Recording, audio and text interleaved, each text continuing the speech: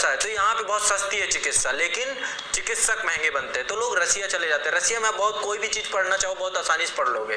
क्यों पढ़ लोगे? क्यों सस्ता है वो? क्योंकि वहाँ का इकोनॉमी का स्ट्रक्चर कैसा है? इकोनॉमी का स्ट्रक्चर वहां पे समाजवादी है, सारा कुछ स्टेट स्पॉन्सर्ड है, तो राज्य के कारण से जितने भी विद्यालय बहुत सस्ती शिक्षा आपको देते हैं, आसानी से बन के लोग चले आते हैं और इसके बाद भारत में आके वो डॉक्टरी की प्रैक्टिस करते हैं, लेकिन उसके लिए फिर एंट्रेंस देना पड़ता है, तब मानते हैं कि आप डॉक्टर बन के आए हो।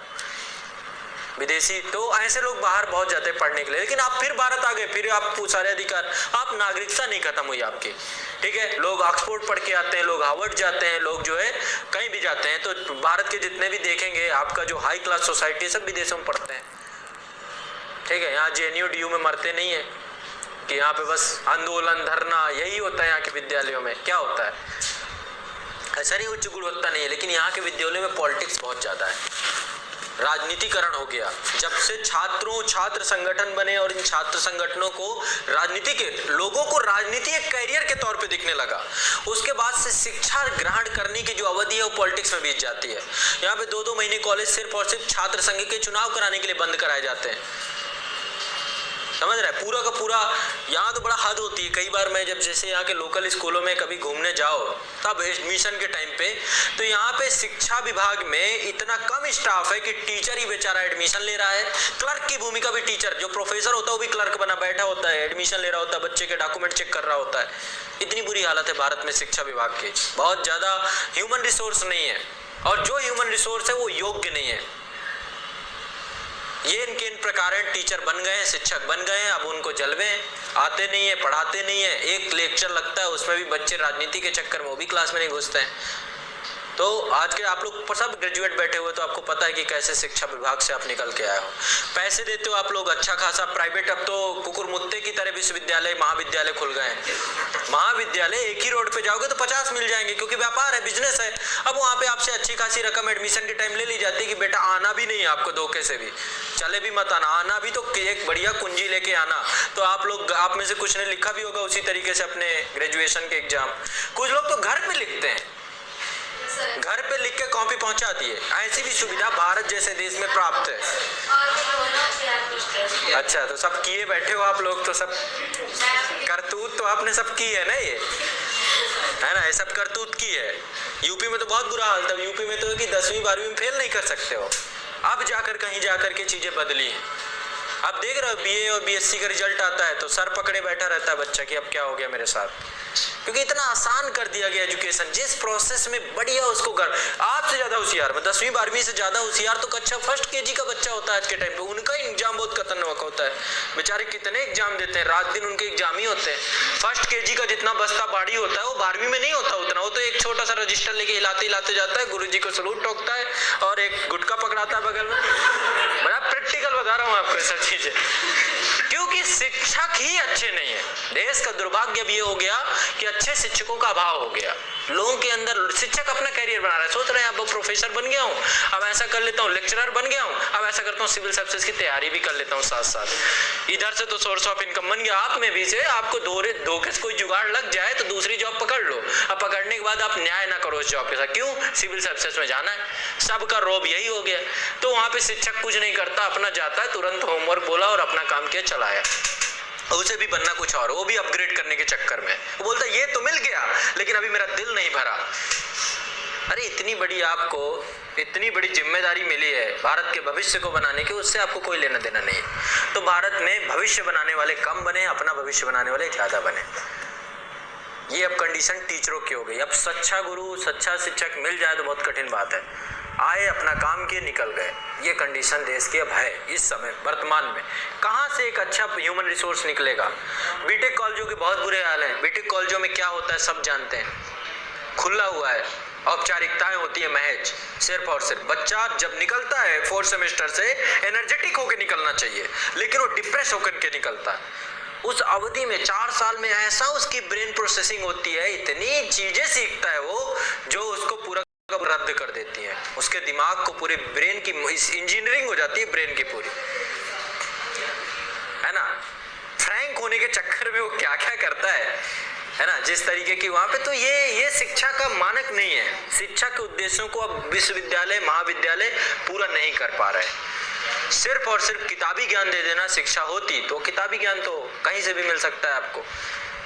बात है व्यक्ति बनाकर भेजिए, ह्यूमन रिसोर्स होना चाहिए प्रॉपर, उसमें उसको अपनी लाइफ को हैंडल करने की पावर होनी चाहिए। क्यों IITians कूद जा रहे हैं बिल्डिंगों से, नहीं हैंडल कर पा रहे हैं, नहीं उनसे प्रेशर दबाव झेला जा रहा। हर साल का रिपोर्ट है, हर किसी भी जाइए IIT कॉलेज में 2 4 6 बच्चे पंखे से लटके हुए या ऊपर बिल्डिंगों से कूदे हुए मिलते हैं। क्यों? क्योंकि उन्होंने पढ़ा तो सब कुछ तो किया, लेकिन मानो अपने शरीर को कैसे संचालित करना है, इस ब्रेन को कैसे एक्टिवेट रखना है, सब सिखाया गया था। हमारे जो गुरुकुल पद्धति थी उसमें यही सब सिखाया जाता था। मनुष्य को मनुष्य बनाना सिखाते थे, ज्ञान के साथ साथ ज्ञान तो मिलता। और इस श्रेणी का ज्ञान नहीं था जो आज लिए बैठे हो आप लोग, इससे बहुत उच्च दर्जे का ज्ञान मिलता था हमें। और आपको कैसे अपने जीवन में, देखो, अहंकार खत्म हो जाए उसके लिए भिक्षावृत्ति करवाते थे। आप जाइए, लोगों से मांग के लाइए और लोगों को दीजिए, इससे क्या होगा, आपका अहंकार खत्म हो जाएगा। आजकल के लड़के तो मोसाक कटिंग कटवाए घूम रहे हैं, पहले पूरा मुंडन संस्कार होता था, ठीक है, ये सब चीजें जरूरी थी। अब आप क्या हो रहे, क्यों कटिंग करवा रहे हो, ये अट्रैक्शन।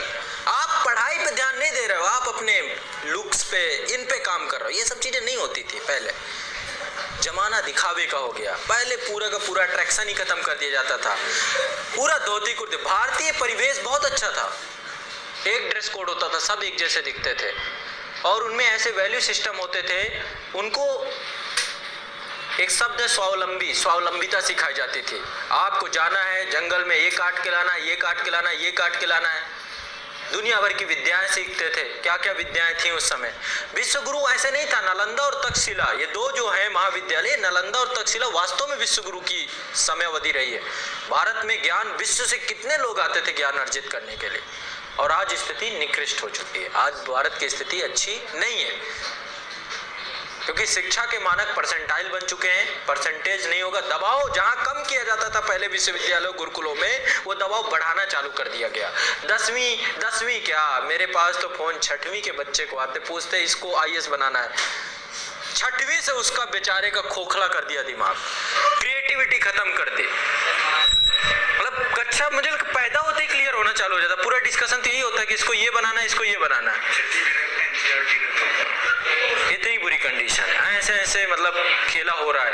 तो अब क्या हो गया कि क्योंकि अब माता पिता भी तो वैसे ही पढ़ के आए हैं ना, उनके साथ भी वैसा ही हुआ। जो ये पीढ़ी है, आप लोग की पीढ़ी और गंदी निकलने वाली है अपने बच्चों के साथ। क्यों? आप रेस में आप भी भाग रहे हो, आप अपने बच्चों को और तेज रेस में, कि तुझे नहीं पता, मुझसे पूछ कितनी रेस थी, और तेज दौड़, नहीं बहुत पीछे रह जाएगा।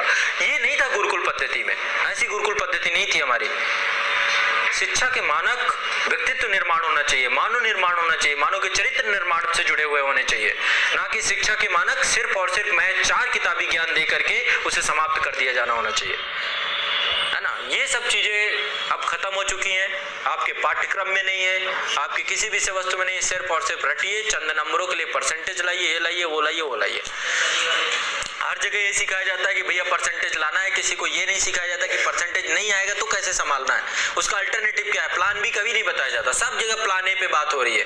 सक्सेस सक्सेस सक्सेस सक्सेस, नहीं तो फेलियर, ये फेलियर, ये फेलियर, ये फेलियर। और देखेंगे विश्व में जितने इंटरप्रेन्योर बैठे हुए हैं, जितने आपके महापुरुष बैठे हुए हैं, सब फेलियर ही थे और बाद में जाके उठ गए। उनका एग्जाम्पल ही नहीं दिया जाता। अभी दिल्ली में एंटरप्रेन्योरशिप कल्चर चालू हुआ है, आपको पता है।